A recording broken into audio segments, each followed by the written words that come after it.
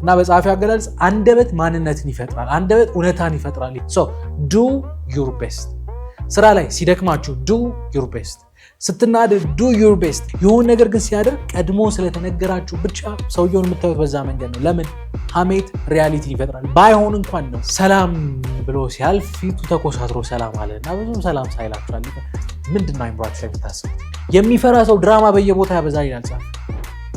ፊት ለፊት ፍርሃቱ መጋፈጥ ስለማይፈልግ የሆነ ነገር ይደበቃል፣ የሆነ ነገር ያነሳል።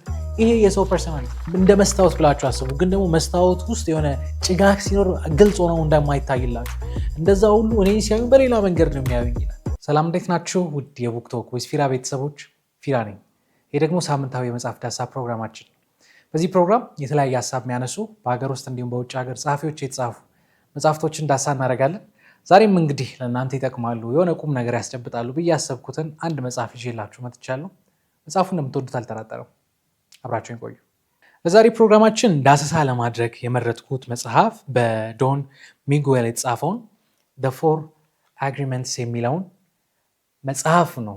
ይህ መጽሐፍ እንግዲህ ሶሻል ሚዲያ ላይ ብዙዎቻችሁ ደጋግማችሁ ስጠይቁኝ የነበረ መጽሐፍ ነው።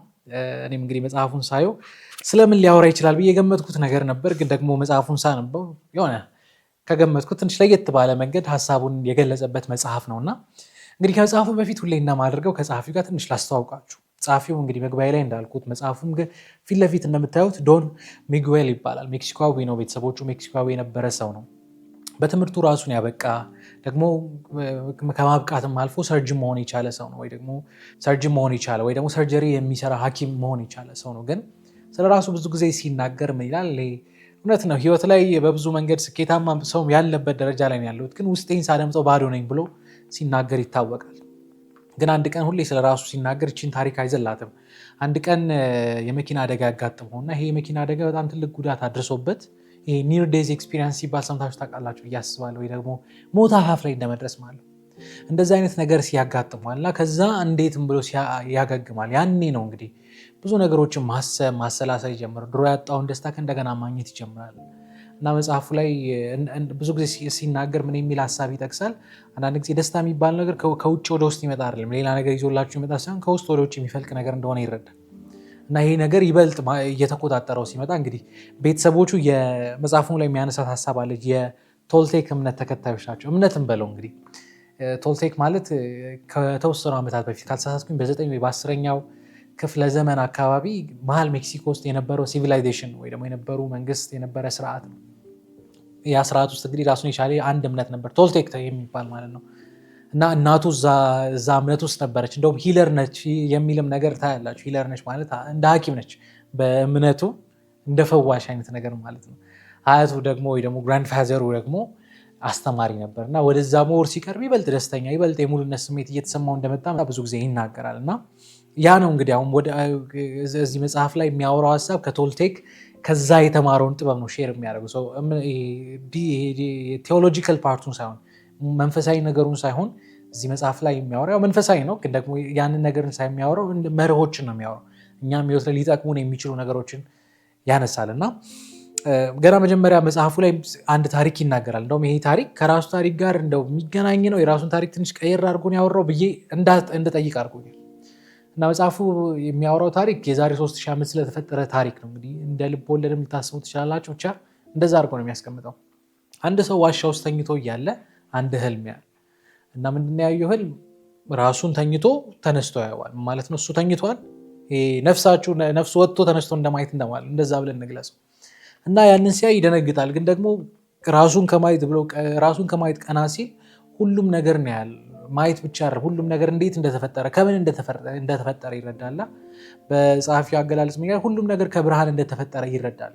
ሁሉም ነገር ብርሃን ነው። በጣም በሚገርማችሁ ሁኔታ ይህ ብርሃን ደግሞ እሱ ውስጥም ነበር። እሱ ውስጥ ብቻ አይደለም፣ ኤቭሪቲንግ ዓለም ላይ ያለው ነገር ሁሉ ከዚህ ብርሃን እንደተፈጠረ ይገባልና ምን የሚል መረዳት ይመጣል? ሁላችንም እኮ ኮኔክት ነን፣ ሁላችንም እኮ የተያያዝን ነን ወደሚል ነገር ነው መጣ። በቃ እኔ የተፈጠርኩበት ነገር ወንድሜ፣ ጓደኛዬ፣ ዙሪያ ያለ ሰው የተፈጠረበት ነው። ሰው ሁላችንም ከብርሃን የተፈጠረው የሚል አይነት መረዳት ይዘ እና ከእንቅልፉ ሲነሳ ይሄ መገለጥ ልበለው፣ ይሄ መገለጥ ህይወቱን እንደቀየረ ይናገራል ጸሐፊውና ብዙ ሰዎች ዙሪያ ያሉ ሰዎች የሆነ ነገሩ እንደተቀየረ ይናገራሉ። ምኑ እንደተቀየረ ባያውቁ ብቻ አነጋገሩ፣ አሳሰቡ፣ በጣም መረጋጋቱ ምናምን ተቀይሯል። ምን እንዴት እንደተቀየረ ግን አያውቁም። ግን ይሄ ሰው ምን ብሎ ይናገራል? ከሰዎች መሀል መሆን ሲጀምር ግን አለ እኔ ሰዎችን ሳይ በህልም ያየሁት ብርሃን ነው የሚታየኝ፣ ሁሉም ሰው ብርሃን እንደሆነ የሚታየኝ። ግን ሰዎችን ሳይ እነሱ ሲያዩ እኔ በማይበት መንገድ አያዩም። እነሱ የሆነ ምንድነው እንደ መስታወት ብላችሁ አስቡ። ግን ደግሞ መስታወት ውስጥ የሆነ ጭጋግ ሲኖር ግልጽ ሆነው እንደማይታይላችሁ እንደዛ ሁሉ እኔ ሲያዩ በሌላ መንገድ ነው የሚያዩኝ ይላል። እና ፐርሰናል ሚሽን አድርጎ እንደወሰደ ይናገራል። ሁላችንም ሚረር አለን። ሚረር የሚለው አይምሯችን ነው። ግን ደግሞ ይሄ አይምሯችን እውነታውን እንዳያ የተለያዩ ጭጋጎች አሉ።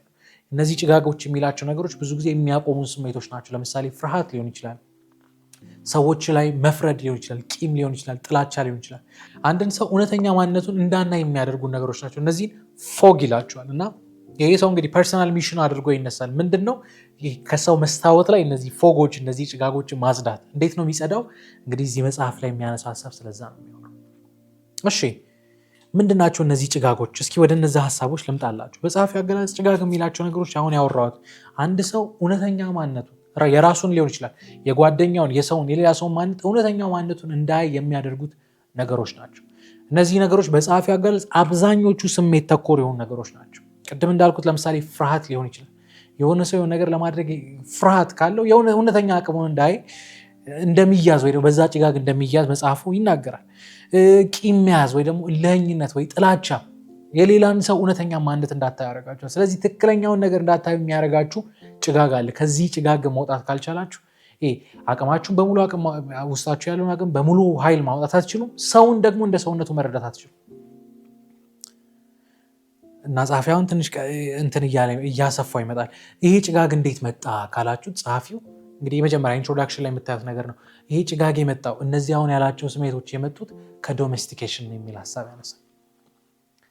ዶሜስቲኬሽን የምትለውን ቃል የምታውቁ ሰዎች ካላችሁ እቺ ቃል ትንሽ ከበድ የምትል ቃል ነች። ዶሜስቲኬሽን ማለት ማላመድ እንደማለት ነው። ለምሳሌ ውሻን ታላምዳላችሁ አይደል? እንስሳን ታላምዳላችሁ። ጸሐፊው እነዚህ አሁን ከባድ የሚላቸው ወይ ደግሞ አላስፈላጊ የሚላቸው ስሜቶች ወይ ጭጋጎች የመጡት ከዶሜስቲኬሽን ወይ ደግሞ ተላምደናቸው ነው የሚል ሀሳብ ይናገራል። ምን ማለት ነው? በጸሐፊው አገላለጽ ልጆች ንጹህ ናቸው። ይሄ መስታወታቸው ንጹህ ነው። በቃ በምንም ነገር ያልተያዘ በምንም ነገር ያልተመረዘ ነው። ግን ደግሞ የሆነ ማህበረሰብ ውስጥ ለመግባት ሲሉ ከማህበረሰቡ ጋር መዋሃድ ይጀምራሉ። ማለት ነው ማህበረሰቡ ልክ ነው ብሎ የተቀበለው ልክ ብሎ ይቀበላል። ልክ አይደለም የተባለው ልክ አይደለም ይላሉ። ዶሜስቲኬሽን እንዴት ነው የሚሰራው? ለምሳሌ አንድ ውሻን ተቀመጥ ስትሉት እንዲቀመጥ ተቀመጥ ብላችሁ ታስጨንቁታላችሁ፣ በኃይል ትገፉታላችሁ፣ ሲቀመጥ ስጦታ ትሰጡታላችሁ። ይሄ ዶሜስቲኬሽን። የሆነ ነገር አዛችሁት የምትፈልጉትን አላረግ ሲል ትቀጡታላችሁ። ልጅ እያለ ይሄ በዚህ መንገድ ዶሜስቲኬትድ ሆነናል ይላል። የሆናቸው ነገሮች ነው ለፖዚቲቭ ነገር ችግር የለውም፣ ግን ለመጥፎ ነገሮች አንዳንዴ ዶሜስቲኬትድ እንሆናለን። ጥላቻ ዶሜስቲኬትድ ያደርገናል። ራስን መጠራጠር በእንደዚህ አይነት መንገድ እንያዝና በሙሉ አቅማችን እንዳንሰራ እንደምንያዝ ጸሐፊው ይናገራል። ስለዚህ ተቀባይነት ለማግኘት፣ ሽልማት ለማግኘት፣ ከረሜላ ለማግኘት፣ የሆነ እውቅና ለማግኘት፣ የሆነ ነገር ለማግኘት የሆኑ ሰዎች ሳጥን ውስጥ መግባት እንዳለብን ይሰማንና የእኛን እውነተኛ አቅም ትተን የእኛን ብቻ አይደለም የሰውንም አቅም የሰውንም ማንነት ጥላቻ በጊዜ ከጀመራችሁ አታመልጡም አይደል? ጥላቻ የሚባል ነገር ከተቆጣጠራችሁ ሰውየውን እንደ አቅሙ አታዩትም፣ በፍቅር ላትረዱት ትችላላችሁ። ስለዚህ ዶሜስቲኬሽን የሚባል ነገር አይምሯችንን ይይዘንና ይላል ጸሐፊው ቡክ ኦፍ ሎው ይሏል። ማቹር ስንሆን ወይ ደግሞ ስንበስል አይምሯችን ውስጥ ያልተጻፈ ግን ደግሞ በጣም ብዙ ህጎች አሉ፣ ማድረግና መደረግ የሌለባቸው ነገር። እነዚህ ነገሮች በራሳቸው መጥፎ አይደሉም። አሁን ጸሐፊው እዚህ ጋር ሲናገር ይህን ሀሳብ ለማስመር ይሞክራል። እነዚህ ነገሮች በራሳቸው መጥፎ አይደሉም፣ ግን በሙሉ አቅም እንዳትነሱ የሚይዛችሁ ከሆነ አንድን ሰው እንዳትወዱት የሚያደርጋችሁ ከሆነ ይሄ አንዳንዴ ከአንዳንድ ሰው ጋር አብራችሁ ላትቀጥሉ ትችላላችሁ፣ ግን ደግሞ ስቲል እንደዛም ሆኖ ለዛ ሰው መልካም የሆነ አመለካከት እንዳይኖራችሁ የሚያደርግ ነገር ካለ ያ ነገር በሙሉ አቅማችሁ እንዳትወጡ፣ በሙሉ አቅማችሁ እንዳትሰሩ፣ መስራት ያለባችሁ ነገር እንዳትሰሩ የሚይዛችሁ ጭጋግ እንደሆነ መጽሐፉ ይናገራል። ስለዚህ ነገር ቀስ ያለ አይምሯችን እየተቆጣጠረ እንደሚሄድ ይናገራል። ስለዚህ አሁን ካልናቸው ከነዚህ ጭጋጎች ነፃ ለመውጣት ከፈለግን እነዚህን አራት ውሎችን ልበላ እነዚህን 4 አግሪመንቶችን ህይወታችን ላይ መተግበር አለብን የሚል ሀሳብ ጻፍ ያነሳል። አሪፍ መጽሐፉ ራሱ እንድጠይቀው ያደርጋቸዋል። ለምንድነው 4 አግሪመንቶች ያሉ? አግሪመንት ማለት ውል ነው አይደል? በሁለት ሰዎች መካከል ያለ ውል ነው። ጸሐፊው ደግሞ የሚያወራው ስለ ራስ፣ በተለይ አብዛኛው የሚያወራው ነገር ራስ ላይ ስለሚሰራ ነገር ነው። እንዴት ውል አለው ብዬ ስል ያገኘሁት መልስ ምንድነው ታውቃላችሁ? ጸሐፊው እዚህ ላይ የሚያነሳቸው ነገሮች ህጎች አይደሉም ማለት የተጻፈ በዚህ ውጣ በዚህ ገባ ይሄን ካላደረክ እንዲያርግ የሚል አይደለም። ውላው አግሪመንት ነው፣ በፍቃድ የሚደረግ ነው። እናንተ ናችሁ ከራሳችሁ ጋር የምትሰሩት፣ እናንተ ናችሁ ከራሳችሁ ጋር የምትጨርሱት። ማንም አያስገድዳችሁም። ማንም የግድ ያዙት አይላችሁ፣ ማንም የግድ ልቀቁት አይላችሁ። እናንተ ፍቃድ ላይ የተመሰረተ ነው። እሺ ሰው እንዴት ነው ከነዚህ አሁን ጸሐፊ ከሚላቸው ጭጋጎች መውጣት የምንችለው ካላችሁ 4 አግሪመንቶች አሉ። የመጀመሪያውን አግሪመንት ላንሳላችሁ።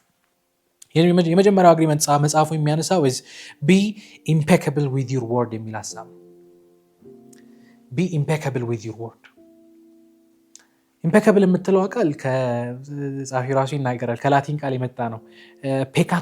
ፔካቶም ከሚል ቃል የመጣ ነው። ፔካቶም ማለት ላቲነኛ ቃል ነው። ስታመጡት ኃጢአት እንደማለት። ኢምፔካብል ማለት ኃጢአት የሌለው ንግግር ተናገሩ። በእኛ ስታመጡ ክፋት የሌለው ንግግር ተናገሩ፣ ወይ ደግሞ መስመር ማይዘል ወይ ደግሞ ስተት የሌለበት አይነት ንግግር ተናገሩ የሚል አይነት ሀሳብ ነው ጸሐፊ የሚያነሳው። ምን ማለት ነው? እስኪ እናስፋው።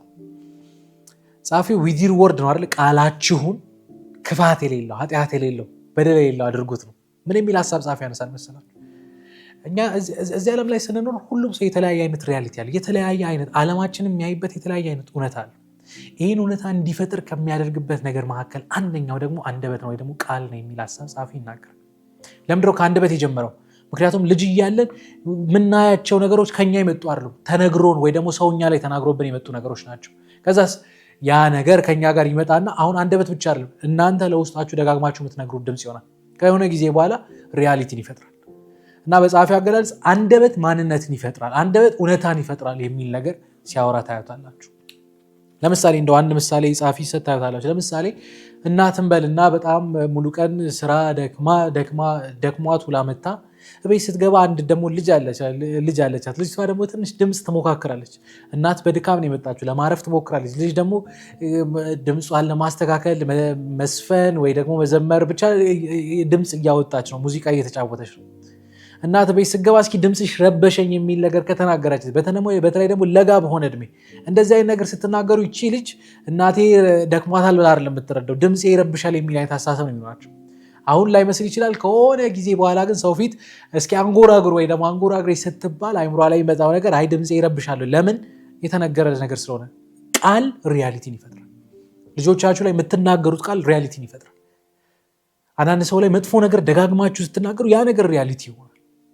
ጸሐፊው እንደውም ያሰፋል። አንዳንድ ጊዜ አለቆች ሰራተኞች የሆነ ጥፋት ሲያጠፉ እነሱን ኢንከሬጅ ከማድረግ እነሱን ከማስተካከል ይልቅ ይናገራሉ። የሚናገሩ ደግሞ ኔጌቲቭ ነገር፣ አንተማ እንዲህ ነህ፣ አንተ እንደዚህ ነህ፣ አንተ እንደዚህ ነህ። ሰውየው እኮ ተሳስቶ ሊሆን ይችላል፣ ግን ስትናገሩ የምር ሪያሊቲ ይሆናል። ያ ሰው እናንተ ጋር ሲመጣ መጠንቀቅ ይጀምራል። ሰልፍ ኮንሽስ ይሆናል፣ በጣም ይፈራል። ምን ይላል?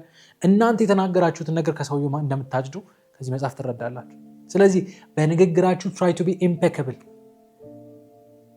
ከሰዎች ጋር የምታወሩት ነገር አይደለም፣ ለራሳችሁ የምታወሩት ነገር በተቻለ መጠን ኢምፔካብል እንዲሆን ጸሐፊው ይናገራል። እንግዲህ እዚህ ጸሐፊው እንድታሰምሩ የሚፈልገው ነገር ይሄ፣ ቃል ስታወጡ ቃል ሀሳብ ይሆናል፣ ያ ሀሳብ ስሜት ይሆናል። ስሜት ደግሞ የጊዜ ጉዳይ ነው፣ ይቆጣጠራችሁና ወደ ተግባር ይቀየራል። ስለዚህ ለራሳችሁ የምታወሩትን ነገር ተጠንቀቁ፣ አንደኛ። ሁለተኛ ለሰው የምታወሩትን ነገር ተጠንቀቁ። ሶስተኛ ደግሞ ጸሐፊው ከጎሲፕም ተጠንቀቁ ይላል። ጎሲፕ ማለት ሀሜት ማለት ነው፣ ሰውን ማማት። ከእንደዚህ አይነት መንገድም ተጠበቁ። አንደኛ ለህሊናችሁ ሰላም አይሰጥም። ሁለተኛ ሰውን በሆነ መንገድ ካራክተራይዝ ስታደርጉ የጊዜ ጉዳይ ነው። ምናልባት ከምታሙት ሰው ጋር ስትጣሉ ያ ሰው እንደዚህ እንደምታሙት ያውቃል። ይሄ ነገር ለሰው ጥሩ አይደለም፣ ለእናንተ ጥሩ አይደለም፣ ለምታሙትም ሰው ጥሩ አይደለም። ስም ነው የምታጠፉት። እንበልና ለምሳሌ በሌላ መንገድ እንድታዩት አንድ ሰው መጥቶ ስለሆነ ጓደኛችሁ የሆነ ነገር አወራችሁ ብላችሁ አስቡ፣ አእምሯችሁ ላይ አስቡ። ያንን ሰው በሌላ መንገድ የማየት እድል ይኖራችኋል ብላችሁ ታስባላችሁ። ለምሳሌ እከሌማ ራስ ወዳድ ነው ብሎ ቀድሞ ነገራችሁ። ይሄ ሰው እኮ ላይሆን ይችላል። የሆነ ነገር ግን ሲያደርግ ቀድሞ ስለተነገራችሁ ብቻ ሰውየውን የምታዩት በዛ መንገድ ነው። ለምን? ሀሜት ሪያሊቲን ይፈጥራል። ባይሆን እንኳን ነው። ለምን? እናንተ በዛ መንገድ ስላያችሁ። ስለዚህ በተቻላችሁ መጠን ንግግራችሁን ጠብቁ። ንግግራችሁን ብቻ አይደለም የምትሰሙትንም ነገር እንድትጠነቀቁ መጽሐፉ ያወራል። ይሄ መጀመሪያው አግሪመንት ነው። ሁለተኛው አግሪመንት ጸሐፊው የሚያወራው ነገር ዶንት ቴክ ኤኒቲንግ ፐርሰናል ይላል። ምንም ነገር ፐርሰናል አትውሰዱት። ጥሩ ጥያቄ ልጠይቃችሁ። ጸሐፊው ራሱን ለምሳሌ የሚያነሳው መንገድ ላይ እየሄዳችሁ ለምሳሌ እና አንድ ጓደኛችሁ ሰላም ብሎ ሲያልፍ ፊቱ ተኮሳትሮ ሰላም አለ እና ብዙም ሰላም ሳይላችሁ አለፈ። ምንድን ነው አይምሯችሁ ላይ የምታስቡት? ይሄ ልጅ ከኔ ጋር ተደባብሯል ወይ የሆነ ነገር ሰምቷል ወይ የሆነ ነገር እንደዛ ነው ብለን የምናስበው እንጂ ደክሞት ሊሆን ይችላል፣ ርቦት ሊሆን ይችላል፣ አዝኖ ሊሆን ይችላል። እንደዛ ብለን አናስብ። ለምን? ምክንያቱም ብዙ ጊዜ ነገሮችን ስናይ ፐርሰናሊ ነው የምንወስደው። ግን ጸሐፊው ምን ያልመሰላችሁ ሰዎች ምንም ነገር ሲያወሩ ምንም ነገር ሲያደርጉ ስለ እናንተ አይደለም የሚያወሩት። ሰዎች የሚያደርጉት እያንዳንዱ ነገር ሪፍሌክሽን የራሳቸው ማንነት ነው እናንተ ላይ ሪፍሌክት የሚያደርጉት። አንድ ሰው የሆነ ነገር አይቶ ሲያደንቃችሁ እዛ ነገር ላይ የራሱ የሆነ ነገር አለው። ወይ እዛ ነገር ላይ ጥሩ ነው ወይ መጥፎ ነው። አንድ ሰው የሆነ ነገር አንስቶ ሲወቅሳችሁ እዛ ነገር ላይ የራሱ የሆነ ችግር አለ። ሌላው ሰው ያላየውን የሆነ ነገር ሲያይ ሰው እናንተ ላይ የራሱን ነው እንጂ ሪፍሌክት የሚያደርግ የራሱን ዓለም ነው እንጂ የሚያንጸባርቀው እናንተን አይቶ የሆነ ነገር እንደማይናገር መጽሐፉ ይናገር። ስለዚህ ምንም ነገር ሲፈጠር don't take things personally። እንደውም አንዳንዴ ነገሮችን ሰፋ ለማድረግ ሞክሩ። አንድ ሰው በመጥፎ ነገር ከተናገራችሁ አይምሮ ሰላም አይደለም ፈልጉት፣ ምናልባት ደክሞት ሊሆን ይችላል፣ ምናልባት እንዲሆነው ሊሆን ይችላል በሉ። ምክንያቱም ብዙ እንትን አትሉም፣ ብዙ ሉዝ የምታደርጉት ነገር የለም። ጸሐፊው ምን እስከ ማለት ሄዳል መሰላቸው? ሰዎች ነገሮችን በጣም ፐርሰናሊ መውሰዳችን ልክ አንዳንዴ መንገድ ላይ እየሄድን ማናውቀው ሰው ጭራሽ እንደው አይታችሁ ከነመፈጠሩ አይታችሁ ማታውቁት ሰው መንገድ ላይ ጭራሽ ከነመፈጠሩ አይታችሁት ማታውቁት ሰው መንገድ ላይ እንደው ማይሆን ነገር ተናግሯችሁ አለፈ ብላችሁ አስቡ። ያ ነገር ረጅም ሰዓት አይምሯችሁ ውስጥ ይቆይ። ለምን እንዲህ አለኝ ምን አስበው ነው ትላላችሁ። ማታውቁት ሰው እኮ ይሄ ነገር ብዙ ጊዜ ነገሮችን ፐርሰናሊ እንድንወስድ ያደርገናል። ይሄ አንደኛው ጭጋግ ነው፣ አይምሯችን ሰላም እንዳያገኝ በሙሉ አቅማችን እንዳንሰራ የሚያደርገን። ስለዚህ ምንም ነገር ፐርሰናሊ አትውሰዱ። እናንተ ያላችሁበትን ሁኔታ እናንተ ታውቃላችሁ። መስተካከል ያለበትን ነገር እናንተ ታውቃላችሁ። የቅርብ የሆኑ ሰዎች የምር እናንተን ለመርዳት የሚፈልጉ ሰዎች ንግግራቸው እንኳን ያስታውቃል እናንተን ለመርዳት የሚናገሩ ሰዎች። ከዛ ውጭ ያለው ነገር ፐርሰናሊ አትውሰዱ። ይሄ ማለት ግን እርማት አትውሰዱ ማለት ነው አይደለም። ይሄ ማለት ግን ስትሳሳቱ ሰው ሲነግራችሁ አታርሙ ማለት ነው አይደለም። ግን አንዳንድ ጊዜ ሰዎች ሆን ብለው ፐርሰናሊ አታክ ያደርጓቸው፣ ሆን ብለው ከማንነታችሁ ተነስቶ አታክ ያደርጓቸው። አይ እንትና እንዲህ ነው፣ አይ እንደዚህ ነው፣ እንደዚህ ናቸው፣ እንደዚህ ነው ፐርሰናሊ አንስተው ሰዎች ሲያወሩባቸው አንደኛ ከእናንተ ተነስቶ የራሳቸውን ነገር ነው ሪፍሌክት እያደረጉ ያሉት አንደኛ። ሁለተኛ ሰው ፐርሰናሊ አታክ ሲያደርጋችሁ ይሄ ነገሮችን በግል አትውሰዱ። ምናልባት ደግሞት፣ ምናልባት አዝኖ፣ ምናልባት ተናዶ ሊሆን ይችላል ብላችሁ ተው። ራሳችሁ እናንተ እንደምታውቁ መጽሐፉ ይናገራል። ይህ አግሪመንት እንግዲህ ከራሳችሁ ጋር የምትፈጽሙት አግሪመንት ነው። አንድ በጣም የወደድኳትን ቃል ልናገርና ወደ ሶስተኛው ልለፍ። ምን ይላል መጽሐፉ? ኢንሲኪዩር የሆኑ ሰዎች ሁሌ ክሪቲሳይዝ ያደርጋሉ ይላል። በራስ መተማመን ችግር ያለበትን ሰው ሄዳችሁ የሆነ ሰው የሆነ ነገር እኮ ያደርግ አይ እንትን እኮ ነው ብሎ የሆነ የሚወቅስበት ነገር አያጣ ያለ። ይሄ በአለባበሱ ኢንሲኪዩር የሆነ ሰው፣ በልብሱ የሚሸማቀቅ ሰው የሆነ ሰው ሲለብስ የሆነ ነገር አለ የሚወቅስበት። ለምን? ምክንያቱም ኢንሲኪዩሪቲ ሰውን ክሪቲሳይዝ እንዲያደርግ ያደርጋል። የሞላለት ሰው ወይ ደግሞ ጥሩ ነገር ላይ ያለ ሰው ከስንት አንድ ነው ኔጌቲቭ ሲያወራ የምታዩት አይደል? በቃ እሱ በራሱ ዓለም ያለው ጸሐፊው ሚላ ሌላ የተናደደ ሰው በየቦታው ችግር ይፈጥራል፣ በየቦታው ረብሻ ይፈጥራል። ዚናደ በትንሽ በትልቁ ቦግ የሚል ሰው በሄደበት ቦታ ሁሉ የሆነ አምባጓሮ ሲፈጥር ታያላችሁ። የሚፈራ ሰው ድራማ በየቦታው ያበዛል ይላል ጸሐፊው። ፊት ለፊት ፍርሃቱ መጋፈጥ ስለማይፈልግ የሆነ ነገር ይደበቃል፣ የሆነ ነገር ያነሳል። ይሄ የሰው ፐርሰናሊቲ ነው።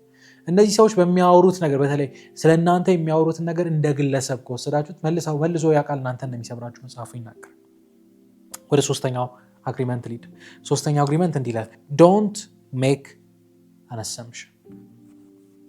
ቅድም ካልኩት ጋር ትንሽ የሚሄድ ነው። ዶንት ሜክ አን አሰምፕሽን ማለት መገመት ማለት አትገምቱ እንደማለት ነው። ከባድ ቃል አትገምቱ ማለት ማለት እንዴት ነው? አትገምቱ ማለት ጻፊም ይላል ብዙ ጊዜ ሰዎች ከሰዎች ጋር ያለን ጥሪ የሚመጣው ከዚህ አሰምፕሽን ከሚባል ነገር ነው። የሆነ ሲሆን ነገር ሲያደርግ እናይና እንገምታለን፣ እንዲህ ሆኖ ይሆናል። ጸሐፊው ምን ያመሰላችሁ? እሺ መገመት እንደው ተፈጥሯዊ ቢሆን ግን ምን ይላል? ይሄ ግምት ላይ ወደ አክሽን ወስደን ወይ ደግሞ ወደ ተግባር እንገባለን። እንትናማ ጠልቶኛል፣ ስለዚህ ወደ ተግባር መግባት። ለመጠየቅ እንኳን ጊዜ አንወስድም ይላል ጸሐፊው። ይሄ ኮንፈርም እንኳን ለማድረግ ጊዜ አንወስድም። የሆነ ነገር ነው ያለን አስዩም እናደርጋለን። እና ጸሐፊው ምን ይላል? እሺ አስዩም እንኳን ማድረጉ ጤነኛ ቢሆን በተቻላችሁ መጠን ኮንፍሮንት አድርጉ፣ ተናገሩ፣ ጠይቁ። ካልሆነስ አስዩም አድርጋችሁ እዛ ላይ ውሳኔ የምትወስኑ ከሆነ ከማንም ሰው ጋር መራችሁ። ጸሐፊው ስለ ሪሌሽንሽፕ ያወራል። አንዳንድ ጊዜ ትዳር ውስጥ ወይ ደግሞ ጓደኝነት ውስጥ ያሉ ሰዎች እንደዚህ አይነት ነገር ያጋጥማቸው ይላል። ለምሳሌ እንበልና እሷ ሙሉ ቀን ስራ ውላ ደክሟት ቤት መታለች። አሁን አይምሯችሁ ላይ አስቡ። እሷ ምን ተገምታለች? ቤት ስገባ በቃ እንደደከመኝ ይረዳኛል ብላ፣ እሱስ ቤት ስትገባ ደግሞ የሆነ ነገር ታግዘኛለች ብሎ ይጠብቃል። አይ በቃ የሆነ ነገር እየሰራውን እሷማ ታግዘኛለች ብሎ ይጠብቃል። ይሄ አስዩም ነው። ከዛ እሷ ማረፍን ነው የምትጠብቀው፣ እሱ መረዳት ነው የሚጠብቀው። ይሄ በመካከላቸው ያለ ሚስኮሚኒኬሽን ጥል እንደሚፈጥር ይናገራል። ቤተሰብ ከልጅ የሆነ ነገር ይጠብቃል፣ ልጅ ከቤተሰብ የሆነ ነገር ይጠብቃል። ኮሚኒኬሽን የለም። ከዛስ መፋለስ ወይ ደግሞ በመካከላቸው ልዩነት እንደሚፈጠር መጽሐፉ ይናገራል። ስለዚህ አስዩም ማድረግ እንኳን ጤነኛ ቢሆን እንደው አታድርጉ እንኳን የሚለው ከባድ ቢሆን አስክ ጠይቁ። ጸሐፊው እነዚህ ነገሮች እንትን ይላል። የመጀመሪያ አስክ ዳይሬክትሊ ፊት ለፊት ጠይቁ። ምን ያዘንክብኝ ነገር አለ፣ የከፋ ነገር አለ፣ ፊት ለፊት ጠይቁ። ምናልባት መልሱ ሌላ ሊሆን ይችላል። አዎ ከሆነ ጥሩ፣ ካልሆነ ግን በግምት ከምትፈጥሩት ስህተት ራሳችሁ መታረቅ ትችላላችሁ። ሌላኛው ኮንፈርም ሚኒንግ የሚል ሀሳብ ታያላችሁ። መልሱ ብቻ አይደለም። ኦኬ እንግዲህ ከነገርከኝ ሀሳብ ተናድጄ ነው ብለኸኛል። የሰማችሁትን ነገር አረጋ ኮንፈርም አድርጉ። አንዳንድ ጊዜ ምን ይሆናል፣ መልስ እንኳን ሰምታችሁ በራሳችሁ ጆሮ ልትረዱ ትችላላችሁ። ኮንፈርም አድርጉ የሚል ሀሳብ ጻፊ ይናገር። ሌላኛው እንደዚህ አይነት ጉለት ውስጥ እንዳትወድቁ ከፈለጋችሁ፣ ሰው አሱም እንዳያደርጋችሁ ከፈለጋችሁ ፍላጎታችሁን ፊት ለፊት ተናገሩ። ይሄን እፈልጋለሁ፣ እንዲህ እንዲሆኛለሁ ፊት ለፊት ስትናገሩ ያ ሰው አስዩም አድርጎ ከእናንተ ጋር ያጣል። እናንተ ብቻ አይደለም ሌላም ሰው አስዩም ሊያደርግ እንደሚችል ጸሐፊ እንድትረዱ ይናገራል። እና አንዳንዴ ግምት ለብዙ ዓመት የገነባችሁት ነገር ሊያፈርስ እንደሚችል ይናገራል። ሰው ከዚህ ለመዳን እነዚህ ነገሮች ማድረግ ትችላላችሁ። ወደ አራተኛውና ወደ መጨረሻው አግሪመንት ሊድ። የመጨረሻው አግሪመንት እንዲህ ይላል፣ ኦልዌይስ ዱ ዩር ቤስት። በተቻላችሁ አቅም ጥሩ የሚባለውን አቅማችሁን ጥሩ የሆነውን ጎናችሁን ለማውጣት ለማሳየት ሞክሩ ይላል ጸሐፊ። አራተኛ ህግ ምን ይላል? እስካሁን ድረስ ያወራኋቸው ሶስቱ አግሪመንቶች፣ ሶስቱ ውሎች ይላል የሚጠናቀቁት መዝጊያቸው እንደው መቆለፊያቸው ወይ ክዳናቸው ምንድን ነው ካላችሁ ይሄ ህግ ነው ይላል። ለምን? ምክንያቱም አስዩም አታድርጉ አለ እንጂ አንዳንዴ አስዩም እናደርጋለን። ለቃላችሁ ተጠንቀቁ አለ እንጂ አንዳንዴ ስሜታዊ ስለሆን ማይሆን ነገር እንናገራለን። ምን ያህል ጸሐፊ መሰላችሁ? እነዚህ ህጎች እውነትን ያስፈልጋሉ፣ ግን አንዳንድ ጊዜ ስሜታዊ ስንሆን፣ ስናዝን፣ ስናደድ የምናልፋቸው መስመሮች አሉ። ምን ያህል መሰላችሁ? ዱ ዩር ቤስት። ስትናደዱ በተቻላችሁ አቅም ራሳችሁን ለመያዝ ሞክሩ። በተቻላችሁ አቅም ሰውን ላይ አስዩም ላለማድረግ ሞክሩ። በተቻላችሁ አቅም ጎሲፕ ወይ ደግሞ ምንድን የሚባል ሀሜት ከሚባል ነገር ለመውጣት ሞክሩ። ፐርፌክት ሆናላችሁ ማለት ነው። በተቻላችሁ አቅም ሞክሩ። ምን ያህል ጸሐፊ አንዳንድ ጊዜ ሰዎች ጥሩ ስሜት ወይ ፖዚቲቭ ስሜት ላይ ስንሆን ጥሩ ነገር እንሰራለን። ኔጌቲቭ ስሜት የሚያስጠላ ስሜቱ ስንሆን ነው አሁን ያለው ነገር መስበር አይደለም ሰባብረን የምናልፈው። ዱ ዩር ቤስት። ስራ ላይ ሲደክማችሁ ዱ ዩር ቤስት። ስትናደድ ዱ ዩር ቤስት። ጥሩ ባህሪ በጥሩ መንገድ በጥሩ መስመር ለመሄድ በምታደርጉት በእያንዳንዱ ነገር የራሳችሁ ለሌላ አይደለም፣ በነገር ለታይታ አይደለም። አይምሯችሁ ያውቋል። ባለ በሌላ አቅሜ በተቻለኝ አቅም ጥሩ ሆኜ ለመታየት ሞክራለሁ የሚለውን ነገር ስትሞክሩ ጸሐፊው እነዚህ ሶስት ህጎች መስመር እንደሚይዙ በደም ዘርፍ ላይ ስኬታማ መሆን እንደምትችሉ ይናገራል። እና ፎር አግሪመንትስ የሚለው መጽሐፍ እንግዲህ ኦቨርኦል ይህን ሀሳብ ያነሳል። መጽሐፏ እንደምታዩት በጣም ቀለል ያለች መጽሐፍ ነች። ፔጆቹን ደግሞ ብታዩ ጽሁፎቹ ትልልቅ ናቸው። በጣም ብዙ ስፔስ አላቸው። ለማንበብ በጣም ቀላል ነው። እንደው በዚህ ክረምት እንድታነቡ ሪኮመንድ ከማድረጋችሁ ወይ ደግሞ እንድታነቡ ትንሽ እርግጠኛ ነኝ አንድ ሳምንት ባልሞላ ጊዜ ውስጥ የምትጨርሱት መጽሐፍ ነው ብዬ አስባለሁ። እንድታነቡት ከምጋብዛችሁ መጽሐፍ መሀል አንደኛው ይሄ መጽሐፍ ነው። ዛሬ ግን ከኔ ጋር የነበረን ቆይታ ይህን ይመስላል። መጽሐፉ እንዴት አያችሁት? ስለዚህ መጽሐፍ ስለዚህ ፕሮግራም ያላችሁን አስተያየት ከስር በማስቀምጥላችሁ የሶሻል ሚዲያ አማራጮች ገብታችሁ ልታስቀምጡልኝ ትችላላችሁ።